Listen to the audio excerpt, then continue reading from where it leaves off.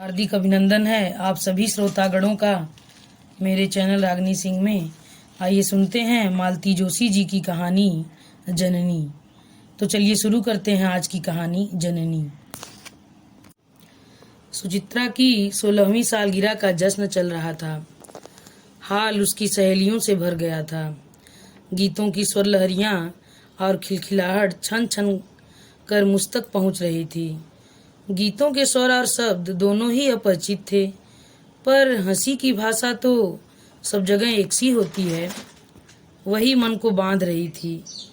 उस आनंदोत्सव में शामिल होने का मन हो रहा था, पर संकोच के मारे कमरे में बैठी हुई थी। बच्चों के बीच यूं औचक पहुंच जाना पता नहीं यहाँ की संस्कृति में जायज है कि नहीं। मेरी देसी हरकत से माँ बेटी कहीं शर्मसार न हो जाएं, यही सोचकर कमरे में बैठी रही। तभी बहू विनीता कमरे में आई और बोली, मम्मी जी बाहर चलिए ना, केक कट रहा है। मैं तो इस बुलावे की प्रतीक्षा ही कर रही थी।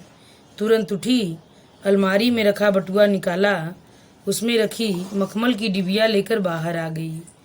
ये तोहफा इसी दिन के लिए सहेज कर रखा था। मेरे बाहर पहुंचते ही तालियों की गड़गड़ाहट के साथ केक काटा गया। सब लोगों ने मिलकर हैप्पी बर्थडे टू यू गाया और फिर एक दूसरे को केक खिलाने का सिलसिला शुरू हो गया। स्वीटी, दादी को प्रणाम करो, विनीता ने कहा तो सुचित्रा दौड़कर मेरे पास आई और झुककर मेरे पैर छू लिए। मैंने उसका माथा चूमकर आशीर्वाद दिया और वह मखमली डिबिया उसे पकड़ा दी। Oh how cute! डिबिया खोलते ही वह किलक पड़ी और वह बूंदे उसने सबको दिखाए। उसकी सहेलियां पास में सिमट आईं और वह उपहार देखने लगी। उसने परिचय करवाया, माय ग्रैंड मदर। सबने हंसकर पलके झपकाकर मेरा अभिवादन किया। तभी एक कन्या ने आकर मेरे पैर छू लिए और शुद्ध हिंदी में कहा, दादी प्रणाम। इंडियन हो? मैंने उसकी ठोड़ी छूकर पूछा, क्योंकि केश विन्यास और वेशभूषा उसकी एक सी ही लग रही थी। जी मैं अमृता श्रीवास्तव कहते हुए उसे थोड़ी मशक्कत करनी पड़ी। मुझे हंसी आ गई तो वह भी हंस दी। हंसते हुए उसके गालों में गड्ढे पड़ रहे थे। मैंने कहा, अमृता ही काफ़ी है, बड़ा प्यारा नाम है और तुम्हारे ये डिम्पल भी बहुत प्यारे हैं। वह शर्मा गई। उसकी वह हंसी, वह डिम्पल, वह शर्माना मन में कुछ कौंध सा गया। पूछना चाहती थी कि इंडिया में कहाँ रहती हो, पर मौका ही नहीं मिला। उसी समय किसी गेम का ऐलान हुआ और वह दौड़कर सहेलियों में जा मिली। उसका चेहरा रात भर मुझे हांड करता रहा। शायद वह एकमात्र भारतीय चेहरा था इसलिए, या कि बहुत सुंदर था इसलिए, पता नहीं। सुबह सुबह मुझे इल्हाम हुआ। विनीता चाय पीते हुए मैंने कहा, स्वीटी की उस भारतीय सहेली को देखकर मुझे रात भर नींद नहीं आई। वह चेहरा बेहद जाना पहचाना सा लग रहा था। सुबह याद आया कि वह मेरी एक सहेली के चेहरे से मिलता जुलता है। जरूर यह उसकी बेटी होगी। विनीता हंसने लगी, मम्मी जी, उसकी माँ आपकी सहेली कैसे हो सकती हैं? वह तो मेरी हम उम्र हैं। हाँ, उसकी दादी नानी आपकी सहेलियाँ हो सकती हैं। मैं बुरी तरह से झेप गई। बुढ़ापे में ऐसा ही होता है ना, मन बार बार पीछे की ओर ही दौड़ता है। वही बातें याद आती रहती हैं, पर बात आई गई हो गई। 10-12 दिन बाद की बात है। मैं अपने कमरे में बैठी हुई थी कि विनीता चहकते हुए कमरे में दाखिल हुई। मम्मी जी, आपसे मिलने कौन आया है देखिए। अमृता की मम्मी, और आपको इम्प्रेस करने के लिए देखिए कैसी ट्रेडिशनल बहू बनकर आई है। उसकी बात पूरी होने से पहले ही मैंने उसे देखा और धक से रह गई। उस दिन बिटिया में तो बस झलक देखी थी, यह तो साक्षात रेणुका मेरे सामने खड़ी थी। मैं अपने अचरज से उबरती तो तब वह मेरे पैरों में झुक गई थी। मैंने उसे उठाया और अपने पास पलंग पर बिठा लिया। लाल चौड़े पाट की कलकत्ता साड़ी, बड़ा सा जूड़ा, जूड़े में चांदी का वेड़ी फूल, माथे पर बड़ी सी बिंदी और हाथ भर चूड़ियाँ। बड़ी सुंदर लग रही हो बेटा। नाम क्या है तुम्हारा? आशा। आशा पूर्णा। वाह, बड़ा प्यारा नाम है। आशा पूर्णा जी को पढ़ा है कभी? मम्मी पढ़ती थी, इसलिए यह नाम दिया है। एक और कारण है, 12 साल बाद ही सही मेरे रूप में मम्मी की आशा पूर्ण जो हुई थी। मैं कुछ पूछती इससे पहले ही उसने कहा, मुझे तो पता ही नहीं था कि आप आई हुई हैं। उस दिन अमृता ने बताया, बहुत एक्साइटेड थी। दादी उसका वीक पॉइंट है, अपनी दादी से बहुत अटैच्ड है। वे लोग आते जाते रहते होंगे, बस एक बार आए थे। इतना लंबा सफ़र अब उन लोगों से होता नहीं है। सफ़र तो वाकई बहुत लंबा है, आदमी पस्त हो जाता है। जब भी आई हूँ बहुत हिम्मत जुटाकर आई हूँ, पर अब लगता है यही आखिरी ट्रिप होगी। इन लोगों से कह दिया है, जब भी मिलने का मन हो तुम लोग ही आ जाया करो। यह सफ़र अब मेरे बस का नहीं है। इसीलिए तो साल 1.5 साल में हम ही लोग एक चक्कर लगा लेते हैं। ससुराल कहाँ है तुम्हारी? बरेली उत्तर प्रदेश और पीहर जमशेदपुर बिहार, अब तो झारखंड हो गया है। तुम्हारी माँ का क्या नाम है? वह चौंकी पर जवाब दे दिया, जी प्रेमलता। और ननिहाल कहाँ है तुम्हारी? जी बरौनी उत्तर प्रदेश। उसने जवाब देते हुए विनीता की ओर देखा। मैंने देखा विनीता अजीब निगाहों से मुझे घूर रही थी। फिर सहज भाव से बोली, आशा बुरा मत मानना, तुम्हारी बिटिया में मम्मी जी को अपनी एक सहेली की झलक दिखाई दी, इसीलिए इतने सवाल पूछ रही हैं। मम्मी जी कहती हैं कि दुनिया में एक साथ 7 चेहरे एक जैसे होते हैं। जानती हूँ रे, पर आदत का क्या करूँ। कोई भी भारतीय चेहरा दिखाई देता है तो मैं रिश्ते तलाशना शुरू कर देती हूँ। आशा बिटिया, तुम मेरी बात को सीरियसली मत लेना। हम हिंदुस्तानियों का स्वभाव ही होता है। 4 घंटे का रेल का सफ़र होता है, तब भी हम साथ वाले की साथ पुश्तों का इतिहास पूछ लेते हैं। बात वहीं ख़त्म हो गई। फिर हम लोग बैठकर बिहार, यूपी और मध्य प्रदेश की संस्कृति के बारे में बात करते रहे, त्योहारों की चर्चा करते रहे, लोकगीत खंगालते रहे, मुहावरों के अर्थ ढूंढते रहे। 2 घंटे कहाँ निकल गए पता ही नहीं चला। उसके बाद आशा से कई बार मुलाकात हुई, कभी मॉल में, कभी मंदिर में, कभी किसी पार्टी में। वह मुझसे आदर भाव से मिलती रही, मैं सामान्य भाव से बतियाती रही। फिर पुरानी बातों को दोहराने का मैंने पागलपन नहीं किया। मेरी वजह से घर वालों को संकोच हो यह अच्छा नहीं लगता। मेरी अमेरिका यात्रा अपने आखिरी छोर पर आ पहुंची थी। बच्चों के बीच 4 महीने कैसे बीत गए पता ही नहीं चला। रहने को तो 2 महीने और भी रह सकती थी, पर ये 2 महीने मुझे कनाडा वाली बिटिया को भी देने थे। उसके लिए दोबारा मैं इतनी दूर नहीं आ सकती थी। वैसे भी मैंने तय कर लिया था कि यह मेरी अंतिम विदेश यात्रा है। दोबारा इतनी हिम्मत मैं जुटा नहीं पाऊंगी। बेटे ने मेरे लिए 2-3 हिंदी चैनल्स लगा दिए थे। दोपहर में देख लेती थी, अकेलापन नहीं खलता था। उस दिन ऐसे ही कोई सीरियल देख रही थी कि दरवाजे की घंटी बजी। यहाँ तो घंटी बजाकर कोई आता ही नहीं है। तीनों के पास अपनी चाबियाँ हैं। नौकर चाकरों का तो सवाल ही नहीं है। डाकिया भी डाक लेटर बॉक्स में डालकर चला जाता है। कोई खास डिलीवरी होती तो ही बेल बजती थी। कुछ असमंजस से ही मैंने दरवाज़ा खोला और चकित रह गई। क्षण भर तो मैं उसे पहचान ही नहीं पाई। वह भी थोड़ी असहज हो आई। बोली, सॉरी आंटी, इन कपड़ों में आपके सामने आते बड़ा संकोच हो रहा था, पर घर चली जाती तो आलस आ जाता, इसीलिए ऑफिस से सीधे चली आई। अच्छा किया बेटा, और संकोच करने की जरूरत नहीं है। मुझे तो अब ये कपड़े देखने की आदत हो गई है, और सच कहूँ इन कपड़ों में भी तुम बहुत सुंदर लग रही हो। वह शर्मा गई। फिर दिल में एक घंटी सी बजी। ऑफिस से आई हो तो पहले 1-1 कप चाय हो जाए, मैंने कहा। आंटी, चाय मैं बनाती हूँ, मैंने मना नहीं किया। बहुरानी की अति आधुनिक रसोई में कुछ भी बनाते मुझे डर लगता है। बस दोपहर की चाय भर बनाती हूँ मैं। चाय पीते हुए मैंने कहा, तुम्हारा ऑफिस जल्दी छूट जाता है क्या? विनीता का तो। आंटी, मैं हाफ डे लेकर आई हूँ। पता चला आप वापस जा रही हैं, सोचा मिल आऊं, पता नहीं फिर कब मिलना हो। अच्छा किया बेटे, बहुत अच्छा किया। मुझे सचमुच बहुत अच्छा लग रहा था कि वह मेरे लिए इतना समय निकाल कर आई है। और बस इसके बाद हमारे बीच एक मौन पसर गया। कुछ देर मैं प्रतीक्षा करती रही, फिर मैंने पूछा, बड़ी चुप चुप हो, क्या बात है? हिम्मत जुटा रही हूँ आंटी, आपसे एक बात कहनी थी, पर आप किसी से कहिएगा नहीं, विनीता से भी नहीं। निश्चिंत रहो बेटा, वैसे न कहना चाहो तो मुझसे भी मत कहो, कोई फर्क नहीं पड़ता। नहीं, आपसे तो कहना ही है, इसीलिए तो आई हूँ। फिर पता नहीं मौका मिले या न मिले। कुछ देर तक चुप्पी छाई रही, फिर वह एकाएक बोल उठी, aunty, I am an adopted child. मतलब? सब कुछ समझने के बावजूद मैंने अपना आश्चर्य छुपाने के लिए प्रश्न कर लिया।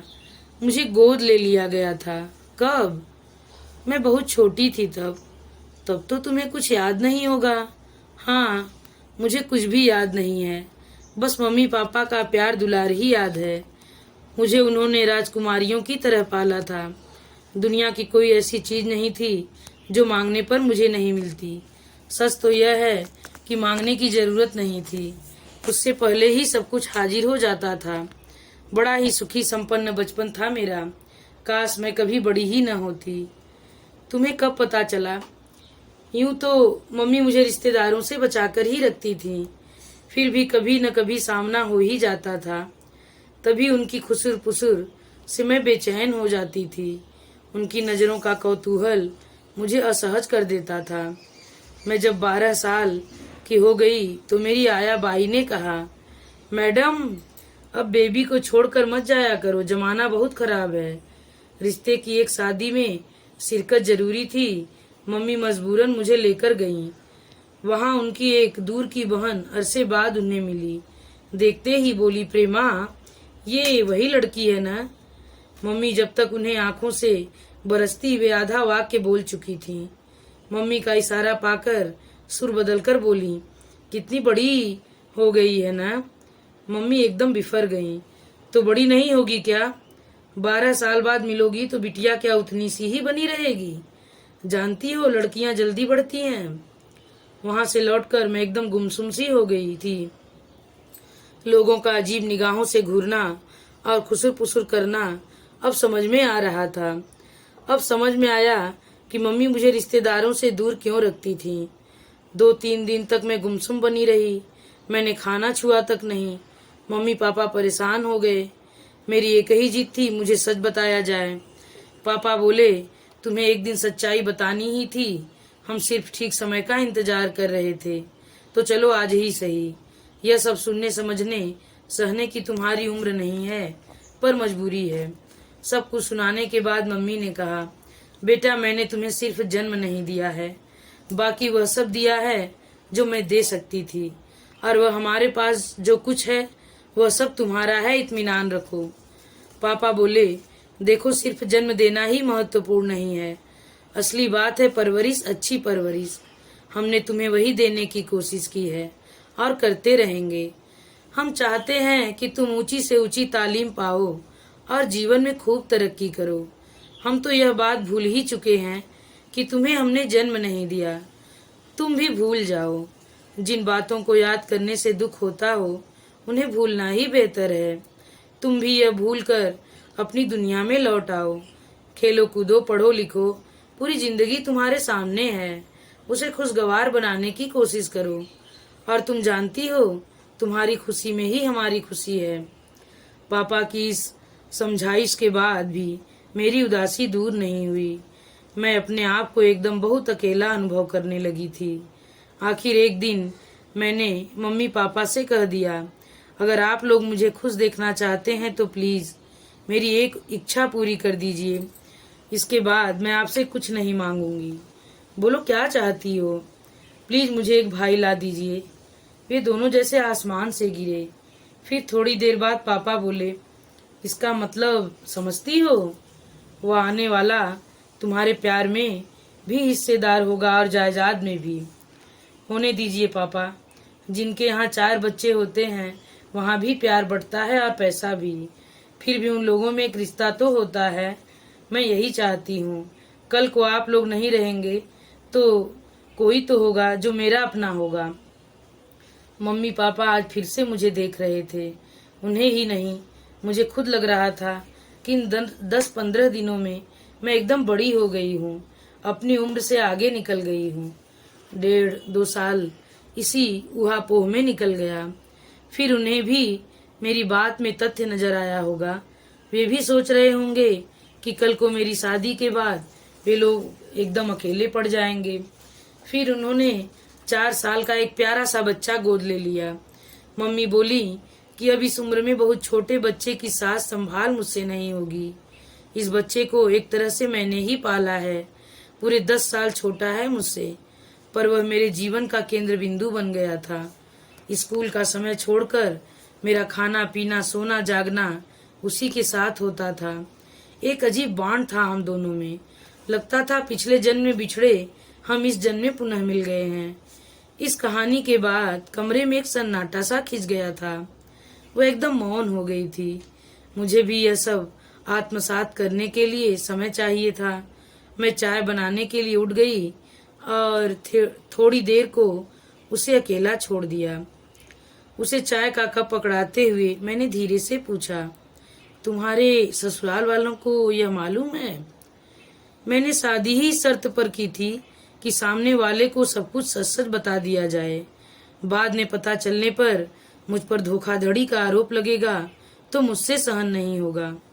मैं तो शादी ही करना नहीं चाहती थी, पर मम्मी पापा का बहुत मन था कि उनके दरवाजे पर भी शहनाई बजे, बारात आए। फिर 2-3 रिश्ते कोई इसी कारण लौट गए, पर ये लोग तैयार हो गए। सास ससुर और पति, बस तीनों को पता है। ससुर जी बोले सबको बताने की जरूरत नहीं है। फिर 10 तरह की बातें होती हैं। मेरी ननद को भी शायद पता नहीं है। तुम्हारे साथ लोगों का बर्ताव कैसा है? बहुत अच्छा, बहुत प्यार दुलार और आदर मान देते हैं। इसलिए मैं भी उनका मन रखने का भरसक प्रयास करती हूँ। वहाँ जाती हूँ तो सीधे पल्ले की साड़ी पहनती हूँ, सिर ढकती हूँ, चूड़ी बिंदी बिछिया सब पहनती हूँ। इसीलिए मैंने अपने बाल भी नहीं कटवाए, क्योंकि साल में एक बार जाना होता ही है। मेरे दोनों बच्चे भी वहाँ जाकर एकदम देसी हो जाते हैं। तुम्हारा भाई, वह तो अब बड़ा हो गया होगा। हाँ, 28 का है, इंजीनियर है। पिछले साल हमने उसकी शादी भी कर दी। उन लोगों को भी पहले सब बता दिया, पर प्रॉपर्टी इतनी है कि उनसे मना करते नहीं बना। बहू अच्छी है। हाँ, दोनों यहाँ आने के लिए फड़फड़ा रहे हैं, पर मैंने कहा अभी रुक जाओ, दोनों बूढ़े हो चले हैं, पापा तो बहुत ही थक गए हैं। ऐसे में उनको अकेले छोड़ना ठीक नहीं है। कल को कहने को हो जाएगा कि पेट जाया होता तो छोड़कर थोड़े ही जाता। पेट जाए क्या छोड़कर चले जाते नहीं हैं? पर उन्हें कोई दोष नहीं देगा आंटी। पर यहाँ तो कहानी ही दूसरी है ना। बोलते बोलते उसकी नजर कलाई घड़ी पर गई। ओ माय गॉड, कितना समय हो गया पता ही नहीं चला। और जो कहने आई थी वह बात तो रही जा रही थी। इतनी लंबी कहानी के बाद भी कुछ शेष था। आंटी जी, उसने गला साफ करके कहा, मुझे और अमृता को देखकर आपको जिनकी याद आ गई थी, वे अगर कभी मिले तो उनके सामने मेरा जिक्र मत करना। अब तक नाराज हो? नाराज थी, उनसे नफरत भी थी, पर जिस दिन पहली बार अमृता को गोद में लिया उस दिन सारी नाराजगी सारी नफरत ममता के ज्वार में बह गई। समझ गई कि कोई बहुत बड़ी मजबूरी रही होगी, नहीं तो अपने कलेजे के टुकड़े को कोई यूं छोड़कर नहीं जाता। और मजबूरी क्या होगी हम आप समझ सकते हैं। अपने मम्मी पापा की नाराजगी का डर है। उन बेचारों को क्या पता लगेगा, वे अपनी दुनिया में मस्त हैं। फिर वह कुछ देर चुप रही, फिर बोली, आंटी, वे जो भी हैं जहाँ भी हैं सुखी रहें, यही चाहती हूँ। पहले मैं डरती थी कि मेरी जन्मदात्री पता नहीं किस कुलशील की होंगी, पर जब आपकी सहेली हैं तो अच्छे घर की ही होंगी। आपकी तरह परिवार में आदर मान पाती होंगी। आप ही की तरह अपने नाती पोतों में रची बसी होंगी। मेरे अस्तित्व की कल्पना मात्र से उनकी मानसिक शांति भंग हो जाएगी, उनके जीवन में भूचाल आ जाएगा। और अगर इस बात की भनक भी किसी को लग गई तो उनकी प्रतिष्ठा और प्रतिमा धूमिल हो जाएगी। संतान के रूप में कोई सुख तो नहीं दे सकती मैं, कम से कम उनके दुख का कारण तो न बनूं। बहुत समझदार हो बेटा तुम।